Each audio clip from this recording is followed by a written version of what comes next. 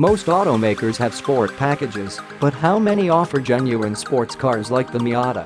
Modern Mazdas generally deliver sportiness in an attractive package, and those two traits work well together in the 2017 Mazda MX-5 Miata RF. RF stands for Retractable Fastback, a body style that elevates the Miata's visual appeal. But how does the driving experience change when you opt for a 6-speed automatic transmission? We drove 2017 MX-5 Miata RF automatic and manual models during the Pebble Beach Car Week to find out. Actually, no. So far this calendar year, Mazda tells us the traditional Miata softtop body style is selling about evenly compared to the RF. The traditional Miata is the way to go if your budget is tight. The $25,790 Sport base model isn't offered in the RF, which carries a base price of $32,430 in Club form. That's $2,755 more than a non-RF Miata Club. Go for the slightly more relaxed Grand Touring trim, and the price climbs to $33,495 or $2,555 more than a non-RF Miata.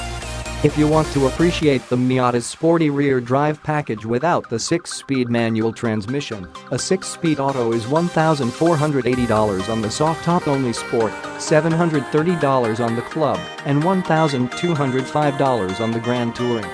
Before you enter the Miata's Sport mode, the 6-speed automatic is already responsive in most situations.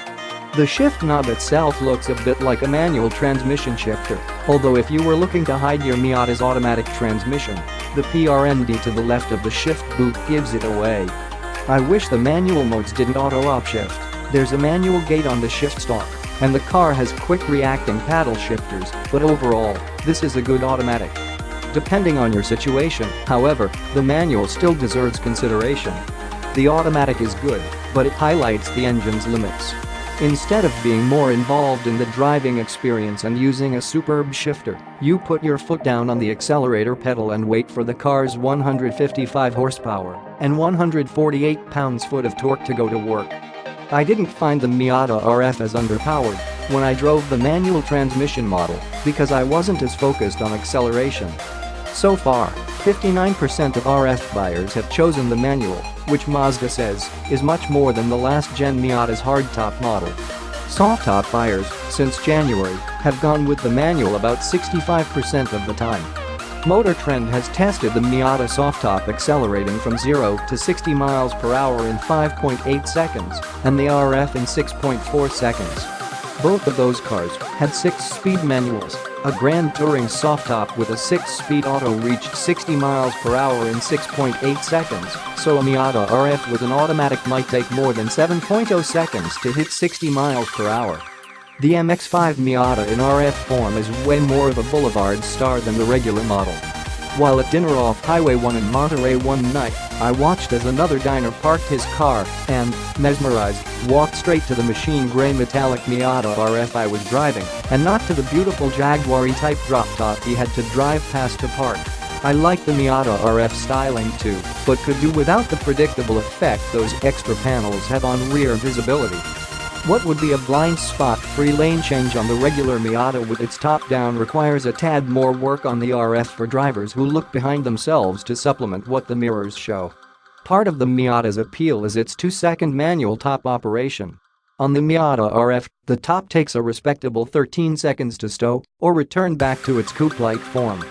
That's fine, but I really wish the top could be operated at speeds higher than its 6-mile-per-hour limit.